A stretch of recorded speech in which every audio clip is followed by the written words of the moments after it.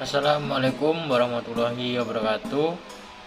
Perkenalkan, nama saya Billy Rizky Ardiansa dengan NIM 2110301053, ingin menjelaskan tentang tata cara rukti jenazah. Yang pertama saya akan menjelaskan hukum memandikan jenazah itu adalah fardu kifayah. Artinya jika sudah ada satu orang yang memandikan jenazah, maka tidak ada kewajiban lagi bagi yang lain untuk melaksanakannya. Tapi jika belum ada yang melakukannya, maka semua orang di daerah tersebut berkewajiban melakukannya.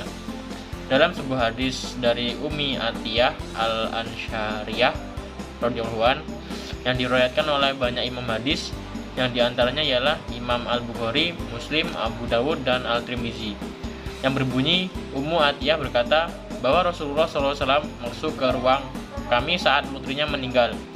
Beliau bersabda, mandikanlah ia 3-5 kali atau lebih dari itu.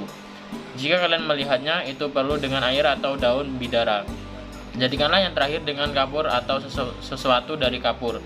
Jika kalian selesai memandikan, beritahu aku. Ketika kami sudah selesai, kami pun memberitahu beliau. Kemudian beliau memberikan kepada kami selendang atau sorban besarnya, sambil bersabda, selimutilah ia dengan selendang itu.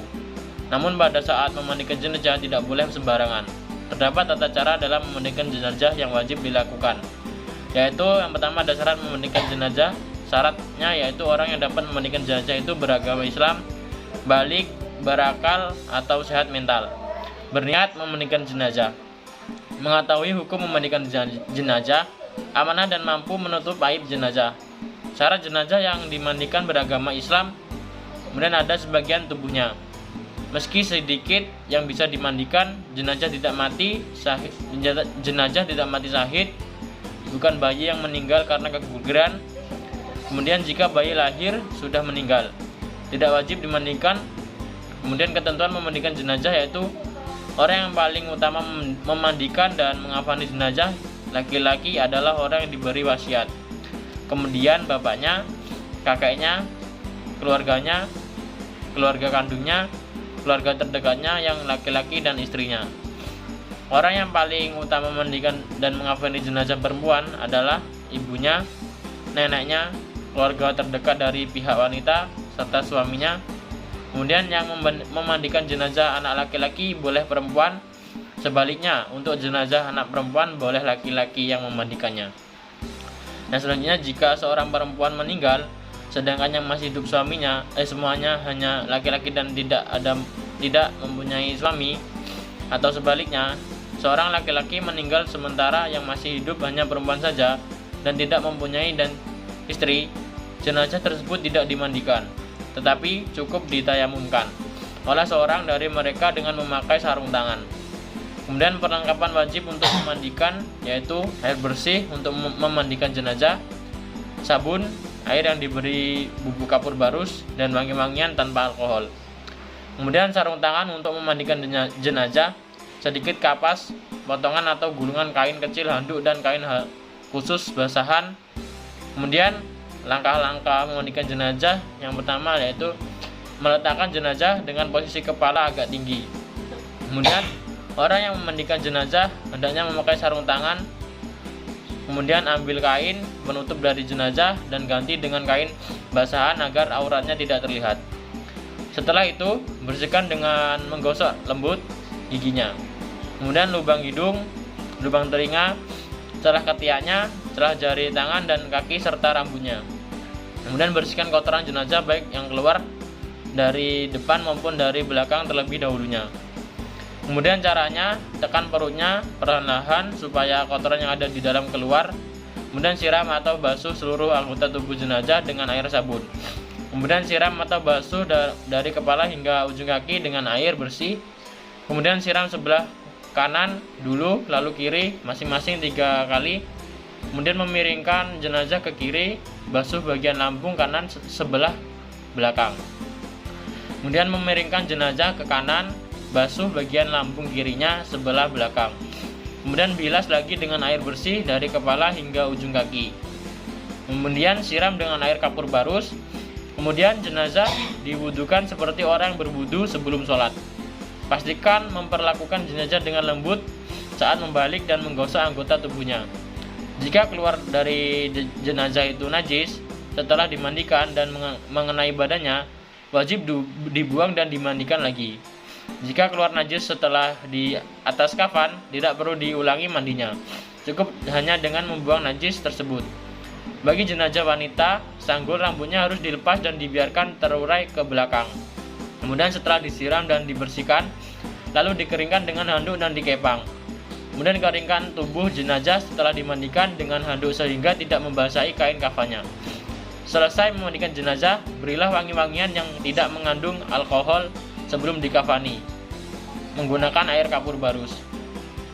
Baik, selanjutnya saya akan menjelaskan tentang tata cara mengkafani jenazah laki-laki dan perempuan. Yang dimana pada mengkafani jenazah laki-laki, yang pertama itu benangkan 3 lembar kain kafan yang telah dipotong sesuai ukuran jenazah. Kemudian susun dengan meletakkan kain paling lebar di bagian paling bawah.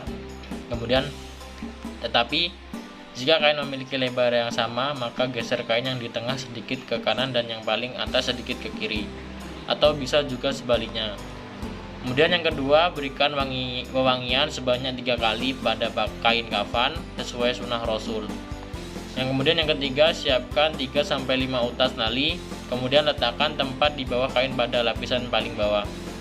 Kemudian 4, persiapkan kafan yang sudah beri wewangian untuk diletakkan di bagian anggota tertentu nanti, antara lain sebagaimana berikut.